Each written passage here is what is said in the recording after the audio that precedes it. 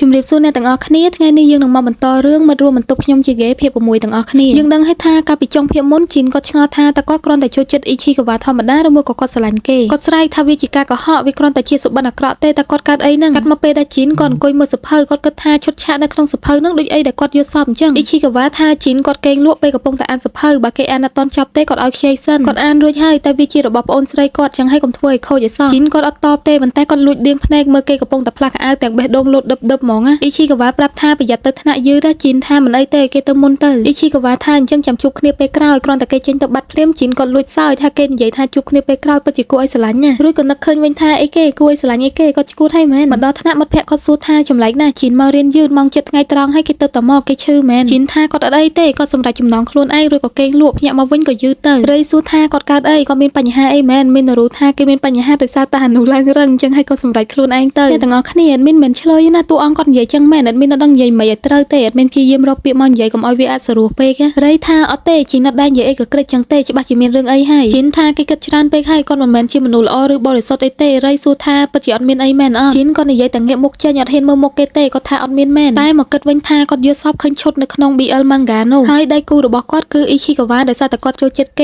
ចឹងហើយបានគាត់អត់ចង់ឲ្យមិត្តភក្តិគាត់ដឹងទេគាត់គិតហើយគាត់និយាយថាពិតជាអត់មានរឿងអីមែនគាត់គ្រាន់តែចង់ផ្ដោតអារម្មណ៍លើការថតរឿងរៃថាគាត់កាន់តែគួរឲ្យសង្ស័យជីនព្យាយាមបបាយប្រធានបទថាគាត់ចង់បានរបាយការណ៍ពីក្រុមនីមួយៗមីនរូថាវាញញៃណាស់ពួកគេពិបាកប្រមូលផ្ដុំគ្នាចឹងហើយការងារអីក៏យឺតដែរទីសអូថាឆ្នាំមុនអត់អញ្ចឹងទេរៃថាដោយសារតែការប្រឡងចូលមហាវិទ្យាល័យគាត់ជឿថាសមាជិកខ្លះរវល់ដោយសារតែភាពតានតឹងរឿងការប្រឡងហ្នឹងឯងមីនរូថាមែនហើយតែយ៉ាងណាវាជារឿងចុងក្រោយដែលពួកគាត់ថតគាត់គិតថាគ្រប់គ្នាក៏ចង់ចូលរួមដែរពួកគាត់ធ្វើអ្វីគ្រប់យ៉ាងជាមួយគ្នារហូតមកដល់ពេលនេះជីនថាប៉ុណ្ណឹងបានហើយគាត់មិនអាចទ្រាំទ្រនឹងភាពអាប់អួរនឹងបានទេពួកគេមានជំនាញជាងមុនចឹងហើយគាត់ជឿថាពួកគេអាចស្រោចស្រង់វាបានប្រធានក្រុមគួរតែផ្ដល់ដំណឹងឲ្យគាត់នៅពេលដែលមានការផ្លាស់ប្ដូរណាមួយនៅក្នុងក្រុមធ្វើយ៉ាងណាឲ្យប្រកាសថាគ្រប់គ្នាបានធ្វើការលើរឿងនេះវាជាទំនួលខុសត្រូវរបស់គាត់ក្នុងនាមជាប្រធានក្លឹបជីនគិតនៅក្នុងចិត្តថាគាត់ធ្លាប់គិតថាគ្មាននរណាអាចយកឈ្នះគាត់បានទេនៅពេលដែលគាត់ឡើងឆ្នាំទី3គ្មាននរណាអាចបញ្ឈប់គាត់បានឡើយតែលើនឹងគាត់កំពុងតែត្រៀមខ្លួនជួឯកសណ្ឋានសាលាគាត់ទុកឲ្យដោយសារតែគាត់ចិត្តរៀនចប់តែគាត់មានអារម្មណ៍ថាគាត់ត្រូវបានវាបហាដោយការថប់អារម្មណ៍មួយដែលគាត់មិនអាចកំណត់បានថាវាជាអីទេគាត់សម្លឹងមើលទៅក្រុមអ៊ីឈីកាវ៉ាដែលនៅម្ខាងទៀតបន្តគិតថាមានពេលខ្លះនៅក្នុងចិត្តគាត់សូម្បីតែសិស្សឆ្នាំទី3ដែលគិតថាគ្មាននរណាអាចយកឈ្នះគាត់បានក៏មានអារម្មណ៍ថាចំណែនសិស្សឆ្នាំទី2ដែរយប់ឡើងត្រឡប់មកបន្ទប់វិញអ៊ីឈីកាវ៉ាគាត់និយាយស្វាគមន៍ជីនទាំងសប្បាយចិត្តប្រាប់ថាគេកំពុងតែចាំគាត់ជីននិយាយថាអរគុណអ៊ីឈីកាវ៉ាហៅគាត់ឲ្យទៅអង្គុយជិតគាត់សួរថាគេមានអីមែនអ៊ីឈីកាវ៉ាថាគាត់បានរើសយកសភៅមួយចំនួនមកឲ្យគេគាត់ថាគាត់រកបានរឿងមួយចំនួនដែលគួរឲ្យស្រឡាញ់ហើយងាយស្រួលក្នុងការអានដែលតួអង្គប្រធានថ្នាក់ស្លៀកឯកសណ្ឋានសាលានិងពាក់វ៉ែនតាពិតជាគួរឲ្យស្រឡាញ់ខ្លាំងណាស់ជីនសួរថាតើប៉ុណ្ណឹងទេមែនអ៊ីឈីកាវ៉ាសួរថាគេអត់ចង់បានអានឹងទេមែនជីនឃើញគេទម្លាក់ទឹកមុខចឹងបញ្ញាប់និយាយឡើងលឿនថាអត់ទេមានណាយកមកគាត់អានអ៊ីឈីកាវ៉ាយកវាមកឲ្យគាត់ប្រាប់ថាអានឹង top 1 ហ្មងដែលគាត់ណែនាំដោយសារតែរូបភាពស្អាតហើយស្រួលអានទៀតអ៊ីឈីកាវ៉ាគាត់ខិតទៅឡើងចិត្តហើយចាប់ស្មាគេទៀតដូចស្និទ្ធស្នាលគ្នាណាស់អញ្ចឹងជីនគិតថាប្រហែលជាគេមិនដឹងទេតែគេកំពុងតែធ្វើឲ្យគាត់មានអារម្មណ៍អត់ស្រួលហើយដំបូងជីនគាត់អានធម្មតាទេបន្ទាប់មកគាត់ក៏អានឃ្លានៅក្នុងសភៅនឹងធ្វើសំឡេងដូចជាតួអង្គកំពុងតែនិយាយចឹងតែឃ្លានឹងតួអង្គគាត់និយាយរបៀបខឹងថាគាត់ដឹងថាពេលខ្លះគេរឹងរូសណាស់គាត់ដឹងថាគេព្យាយាមលាក់អារម្មណ៍របស់គេតែលើនឹងគេត្រូវតែឲ្យគាត់អោបឲ្យគេបិទភ្នែកស្ដាប់ចង្វាក់បេះដូងរបស់គាត់ទៅចំណែកអ៊ីឈីកាវ៉ាយើងគាត់មើលជីននិយាយឡើងផ្លឹកហ្មងណាបន្ទាប់ពីធ្វើសំឡេងចឹងហើយជីនគាត់ថាឃ្លានឹងបង្កើតចង្វាក់អារម្មណ៍ដ៏ល្អមួយគាត់ងាកមកមើលអ៊ីឈីកាវ៉ាឃើញថាគេអៀនមុខឡើងក្រហមគាត់បញ្ញាប់សួរថាគេកើតអីអ៊ីឈីកាវ៉ាថាគាត់ចាំបាច់អានឃ្លានឹងពេញធ្វើអីគាត់មិនទាន់បានត្រៀមខ្លួនផងនឹងជីនសួរថាការសម្ដែងរបស់គាត់ធ្វើឲ្យអ៊ីឈីកាវ៉ាអៀនមែនគាត់អានបានល្អដល់ថ្នាក់គេគិតថាគាត់កំពុងតែនិយាយជាមួយគេហើយអៀនមែនអ៊ីឈីកាវ៉ាថាឲ្យបិទមាត់ទៅជីនថាគេលេងសើចមែននឹងគេពិតជាគួរឲ្យស្រឡាញ់ខ្លាំងណាស់គាត់ថាគាត់សុំមើលមុខតិចមើលអ៊ីឈីកាវ៉ាគ្នាអៀនប្រឹងទាញភួយមកឃ្លុំឡើងចិត្តជីនថាអញ្ចឹងតារាល្បីនៅក្លឹបភាពយន្តដូចជាគាត់អាចតាក់ទាញចិត្តអ៊ីឈីកាវ៉ាបានហើយអ៊ីឈីកាវ៉ាថាឲ្យស្ងាត់ទៅទោះឲ្យគាត់នៅម្នាក់ឯងហើយកុំឲ្យខ្លួនឯងថាតារាល្បីអញ្ចឹងជីនថាគាត់និយាយមែនណាគេគួរឲ្យស្រឡាញ់ខ្លាំងណាស់គេធ្លាប់តែមើលទៅដូចជាមនុស្សឆៅឆាវតែលើនឹងពួកគាត់រស់នៅជាមួយគ្នាគាត់សប្បាយចិត្តណាស់ដែលបានឃើញផ្នែកមួយទៀតរបស់គេស្ងប់ស្ងាត់ពេលនៅម្នាក់ឯងហើយតែងតែអានសភៅត្រូវអត់គេនិយាយស្វាគមន៍គាត់ទាំងស្នាមញញឹមពេលខ្លះគេមិនអាចឈប់និយាយពីប្រធានបទដែលគេចូលចិត្តបានទេប្រហែលជាគាត់មិនបានដឹងទេបើសិនជាពួកគេមិនបានរស់នៅជាមួយគ្នានោះចឹងហើយគាត់ពិតជាចូលចិត្តគេមែនតើគេពិតជាគួរឲ្យស្រឡាញ់ខ្លាំងណាស់អ៊ីឈីកាវ៉ាថាឲ្យឈប់ហៅគាត់ថាគួរឲ្យស្រឡាញ់ទាំងទឹកមុខស្មៅចឹងមើលគាត់ខ្មាស់គេណាស់មនុស្សចង្រៃជីនថាគាត់និយាយមែនណាស់នឹងគិតថាគាត់គួរតែនិយាយពាក្យផ្អែមដាក់គេច្រើនគាត់គួរតែមើលមុខគេក្រហមពេលអ៊ីនចឹងឲ្យច្រើនជាងហ្នឹងឬក៏សួរខ្លួនឯងថានឹងមិនមែនជាមូលហេតុតើវាជាស្នេហាមែនស្អែកឡើងនៅពេលយប់ដដែលជីនគាត់បានត្រឡប់មកវិញគាត់ប្រាប់អ៊ីឈីកាវ៉ាថាគាត់មកវិញហើយតែគេអត់បានតបទេរវល់តែជក់ជាមួយការងារជីនគិតថាវាជាលើកទី1ហើយដែលគេអត់តបគាត់អញ្ចឹងប្រហែលជាគេកំពុងតែចង់អារម្មណ៍ខ្លាំងដល់ថ្នាក់អត់ឮសលេងគាត់គិតសុក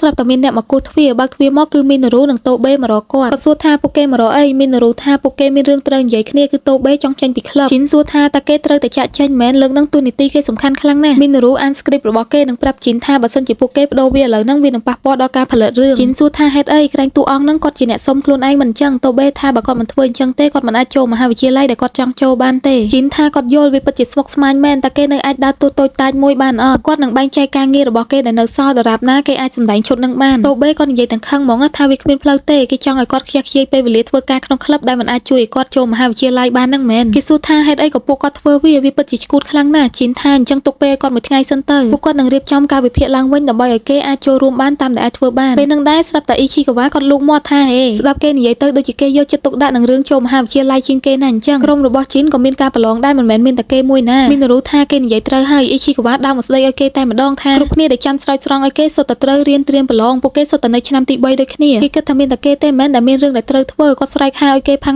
ងតែម្ដងពីអ្នកនោះចាប់គាត់អត់ចង់ឈ្នះទេជីនថាឲ្យគេបិទមាត់ទៅអ៊ីឈីកាវ៉ាថាគាត់អត់ចង់បិទនឹងសួរជីនថាមានស្ដាប់ឮសម្ដីខ្លួនឯងអត់ណាគេហៅខ្លួនឯងថាជា director មែនអញ្ចឹងហេតុអីក៏រារាំងគេមិនឲ្យគេចេញគេប្រហែលជាមិនចង់វាជើង4ក្នុងសម្លៀកបំពាក់ឈួតនោះទៅព្យាយាមរត់ចេញលក្ខណៈថាតួអង្គរបស់តូបេក៏ត្រូវសម្ដែងជាសត្វចឹងទាំងអស់គ្នាចឹងហើយបានគាត់អត់ចង់ធ្វើអ៊ីឈីកាវ៉ាថាគាត់មិនកាន់ជើងទេតែគេគួរតែដឹងហើយបើគេមិនអាចជ្រើសរើសឲ្យបានត្រឹមត្រូវទេគេមិនសមជា director ឡើយស្រាប់តែជីនគាត់ស្រែកខ្លាំងមែនទែនថាឲ្យបិទមាត់ទៅបន្ទាប់មកគាត់ក៏ដកដង្ហើមធំសម្រួលអារម្មណ៍នឹងនិយាយថាឲ្យគាត់សុំទោសដែលស្រែកអញ្ចឹងតែចាំស្អែកចាំនិយាយគ្នាទៀតជិតដល់ពេលដែលគេឆែកឈ្មោះតាមបន្ទប់ហើយឲ្យពួកគេទៅវិញសិនទៅបន្ទាប់ពីពួកគេចេញទៅបាត់អ៊ីឈីកាវ៉ាថាគាត់អត់ខុសទេជីនថាគាត់ដឹងហើយគេមិនដែលខុសទេគាត់មិនមែនជា director ទេគាត់គ្រាន់តែជាប្រធានក្រុមធម្មតាដែលតាមមើលគ្រប់គ្នានិងតាមសម្របសម្រួលសូម្បីតែគាត់ខ្លួនឯងក៏ចង់ចាក់ចេញដែរចឹងហើយគាត់អត់អាចបន្ទោសតូបេបានទេជីនគិតថាវាគ្មានផ្លូវដែលអ៊ីឈីកាវ៉ាយល់ពីគាត់ទេគេតែងតែសម័យចង់ខ្លាចជាអ្នកដឹកនាំរឿងតាំងពីតូចម្លេះចឹងហើយគេអត់យល់ទេជីនថាយ៉ាងណាវាជិតបញ្ចប់ហើយពេលដែលគាត់បញ្ចប់ការសិក្សាគាត់នឹងឈប់ផលិតភាពយន្តហើយអ៊ីឈីកាវ៉ាគាត់ចង់បកកាយថាគេមិនអាចធ្វើចឹងបានទេតែជីនថាបានហើយឈប់និយាយពីការថតរឿងនៅក្នុងបន្ទប់ទៅនឹងឲ្យអ៊ីឈីកាវ៉ាសន្យាជាមួយគាត់គេសួរថាអីគេគាត់ថាមិនបាច់ឲ្យគេព្យាយាមបង្រៀនពីទ្រឹស្ដីភាពយន្តនៅពេលដែលគាត់ចង់ឈប់ទេគាត់ចង់ឲ្យពួកគេចុះសម្រងគ្នារួចគិតថានៅពេលដែលពួកគេអត់និយាយពីការថតរឿងពួកគេនឹងអាចចំណាយពេលវេលានៅក្នុងបន្ទប់ជាមួយគ្ន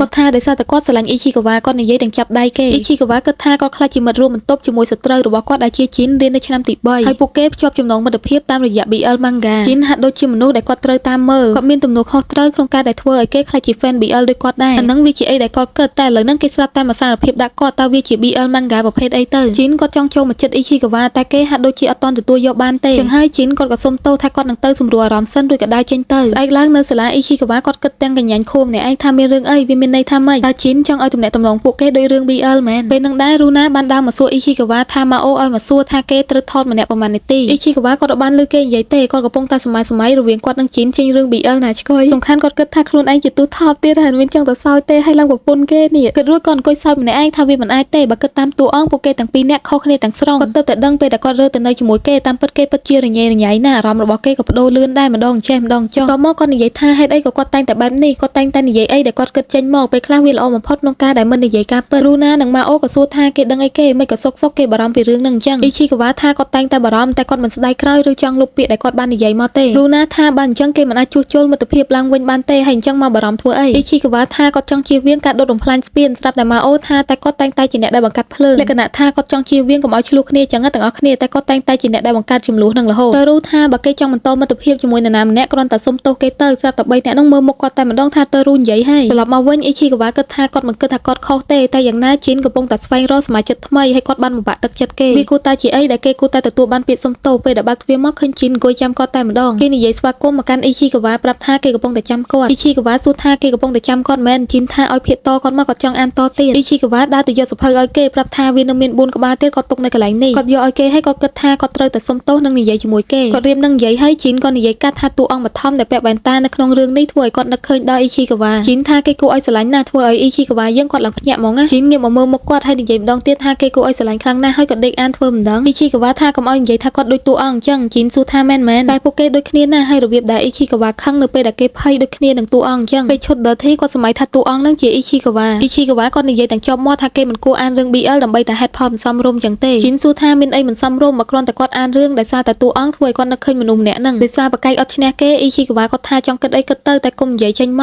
កឲ្យគេគិតតែម្នាក់ឯងបានហើយជីនថាហេតុអីគាត់ត្រូវគិតតែម្នាក់ឯងគាត់បានសារភាពដាក់គេហើយអញ្ចឹងហើយគាត់ត្រូវតែនិយាយប្រាប់គេចឹងហើយឲ្យតែគេភ្លេចខ្លួនគាត់នឹងឆ្លៀតឱកាសអ៊ីឈីកាវ៉ាគាត់អត់ដឹងតបមិនទេបានត្រឹមតែមើលមុខគេទាំងអៀនមុខឡើងក្រហមជីនសួរថាគាត់សុំគេងលើផ្លូវគេបានអត់ក្រោយមកអ៊ីឈីកាវ៉ាគាត់មកអង្គុយគិតម្នាក់ឯងថាមកពីគាត់ប្រហែសខ្លាំងណាស់គាត់ភ្លេចថាគេជា playboy គាត់មិនប្រយ័ត្នទេគាត់នឹងចាញ់ល្បិចកលគេមិនខានទេរូណាដែលនៅចិត្តនោះសួរថាសុំដាក់ក្បាលគេមកសភៅបានអត់ឲ្យគេដឹងខ្លួនវិញម៉ាអូថាឲ្យដាក់ទៅអ៊ីឈីកាវ៉ាគាត់នៅតែគិតថាវាធ្វើឲ្យគាត់ខឹងណាស់រឿងលងស្រឡាញ់អីហ្នឹងវាគ្រាន់តែជាលេសការ ការពារកុំឲ្យពួកគេឆ្លោះគ្នាប៉ុណ្ណោះគាត់ថាជីនជាមនុស្សកំសាកស្រាប់តែមានអ្នកមកលូកមាត់សួរថាគេហៅជីនអញ្ចឹងមែនយ៉ាងហើយណាក៏គួរតែមានពាក្យសិស្សច្បងឬប្រធានក្រុមអីដែរគាត់បញ្ញាប់ងាកមើលទៅឃើញថាជារៃរបស់យើងនឹងឯងគ្រប់គ្នាភ្ញាក់ផ្អើលមែនតែនពេលឃើញរៃនាំគ្នាមកសួរថាចម្លែកណាស់មិនក៏គេមកទីនេះរៃថាគាត់មកយកការចង់ដឹងថាពួកគេកំពុងតែថតអីគ្រប់គ្នាមករោមគេកាន់តែច្រើនហើយដេញគេចេញទៅគេជាកិញសម្ងាត់តែក៏មកសួរវិញថាការងារដែលគេកំពុងតែធ្វើនឹងសម្រាប់ពិធីបុណ្យមែនរៃសួរថាចង់មើលទៅគ្រប់គ្នាភ្ញាក់ផ្អើលមែនតែនថាវាលុយណាស់គាត់ទុកឲ្យពួកគេនៅមើលនៅនឹងទៅគាត់ដើរទៅនិយាយជាមួយអ៊ីឈីកាវ៉ាសួរថាពីរអ្នកនឹងឆ្លោះគ្នាទៀតហើយមែនអ៊ីឈីកាវ៉ាអត់ឆ្លើយទេគាត់ថាម្នាក់ប្រុសនឹងតប៉ែណារៃថាតូបេលើនឹងសម្រាប់ចិត្តនៅក្នុងក្លឹបហើយអ៊ីឈីកាវ៉ាប្រាប់គាត់ថាគេកំពុងតែតាក់ទងជាមួយនារីម្នាក់ជីនប្រាប់ថាពួកគេនឹងឲ្យតួថ្មីទៅគេដែលមានសម្លៀកបំពាក់ល្អនិងថតប្លង់ចិត្តស្អាតទៅគេព្រមនៅអ៊ីឈីកាវ៉ាថាអញ្ចឹងគេគ្រាន់តែចង់អួតនៅមុខសង្សារគេទេមែនល្ងងណាស់អញ្ចឹងមានន័យថាអ្នកផ្សេងនឹងមានការងារថែមទៀតរៃថាមែនហើយគាត់នឹងមាននារូមានការងារកាន់តែច្រើនថែមទៀតតែជីនដែលជា director ធ្វើការសម្រេចចិត្តបានត្រឹមត្រូវហើយពួកគេគួរតែអាចបញ្ចប់ការថតដោយមិនបាត់បង់នរណាម្នាក់ឡើយនៅក្នុងក្រុមរបស់ជីន director បានមើលថែសមាជិកគ្រប់គ្នានិយាយថាជីនជឿជាក់និងអួតអាងតែតាមពិតទៅគេជាមនុស្សដែលយកចិត្តទុកដាក់និងរៀងអៀនបន្តិចគេមិនត្រូវបានតែងតាំងជា director តែម្ដងទេតែមូលហេតុនោះហើយដែលធ្វើឲ្យពួកគេជឿជាក់និងធ្វើតាមការដឹកនាំរបស់គេគាត់សួរថាចុះឆ្នាំក្រោយតើគេជឿជាក់ថាអ្នកទាំងអស់នោះនឹងដើរតាមគេឬអត់ director Ichikawa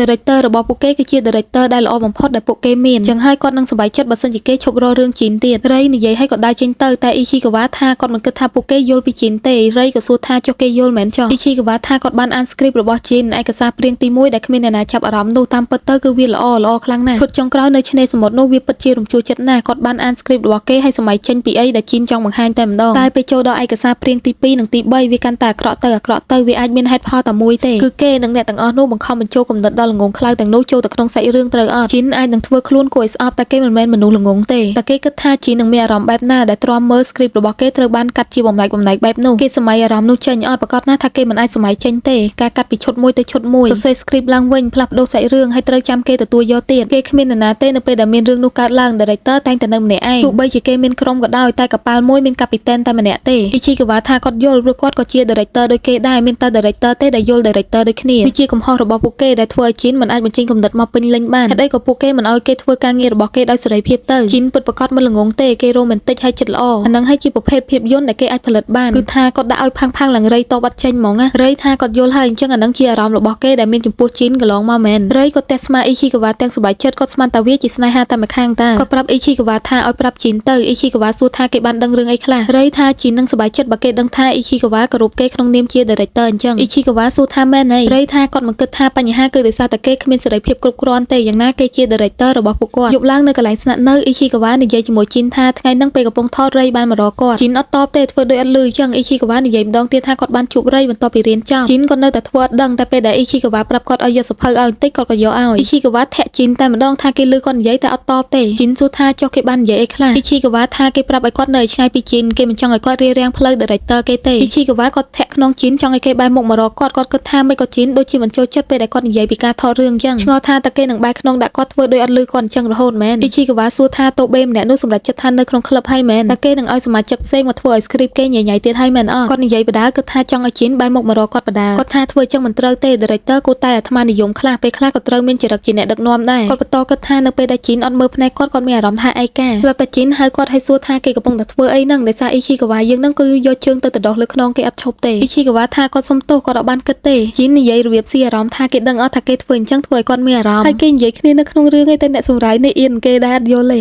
ជីនមានជាការស៊ីអារម្មណ៍ឲ្យលិតជើងអូនអីណាសួរ Ichikawa ថាគាត់ត្រូវតែអាត្មានិយមនិងមានចរិតជាអ្នកដឹកនាំត្រូវអត់ Ichikawa ថាក្នុងនាមជា director ស្រាប់តែជីនស្ទុះមកស្គ្រប់មាត់អូនតែម្ដង Ichikawa គិតថាវាពិតជាគួរឲ្យរំខានណាស់តែគាត់អត់ស្អប់ទេកម្ដៅចេញពីក្នុងខ្លួនគេធ្វើឲ្យគាត់មានអារម្មណ៍ល្អតែឥឡូវហ្នឹងគាត់ចង់និយាយជាមួយគេសិននិយាយពីរឿងដែលកប់ជ្រៅនៅក្នុងចិត្តគាត់ជីនហៅ Ichikawa សួរថាគេយំមែនស្រាប់តែពេលហ្នឹងដែរមានអ្នកមកគោះទ្វាររកជីនសួរថាគេកេងនៅតែនេបន្តិចអត់ជីនអោនមកចិត្តអូនហើយនិយាយថាចង្រៃយកលក្ខណៈថាមួម៉ៅគេមករំខានពេលវេលាគាត់អីចឹងពេលគេចេញទៅបាត់ Ichikawa គាត់នៅរនាលពេញបន្ទប់នៅនឹងស្រាប់តែពេលហ្នឹងគាត់ឃើញกระดาษមួយនៅក្រោមគ្រែរបស់ជីនយកវាមកមើលគាត់ភ្ញាក់ផ្អើលមែនតើដោយសារតែវាជារូបថតកាលពីក្មេងរបស់គាត់ហើយឆ្ងល់ថាចុះក្មេងប្រុសដែលមានសាច់ថតជាមួយគាត់នឹងជាណាគេភាព6របស់យើងកាត់ចាប់ត្រឹមនេះអ្នកទាំងអស់គ្នាចង់និយាយថាគូទី2នេះស្វីតអត់ចាញ់គូមុនបានទេប្រហាក់ប្រហែលគ្នាអត់មានឡើងអៀនហ្មងបន្ទាប់ពីមើលភាគនេះចប់ហើយអ្នកទាំងអស់គ្នាមានអារម្មណ៍យ៉ាងម៉េចដែរអាចបញ្ចេញនៅក្នុង comment បានណា admin ក៏សូមទោសទុកជាមុនបើសិនជាមានពាក្យពេចន៍លើសលួមសមរម្យសង្ឃឹមថាអ្នកទាំងអស់គ្នាអត់ប្រកាន់ណាអរគុណអ្នកទាំងអស់គ្នាសម្រាប់ការចំណាយពេលវេលាស្ដាប់ការសម្ដែងរបស់ admin ពីដើមរហូតដល់ចប់ជួបគ្នានៅវីដេអូក្រោយទៀតណាសំណាងល្អសុខភាពល្អជម្រាបលា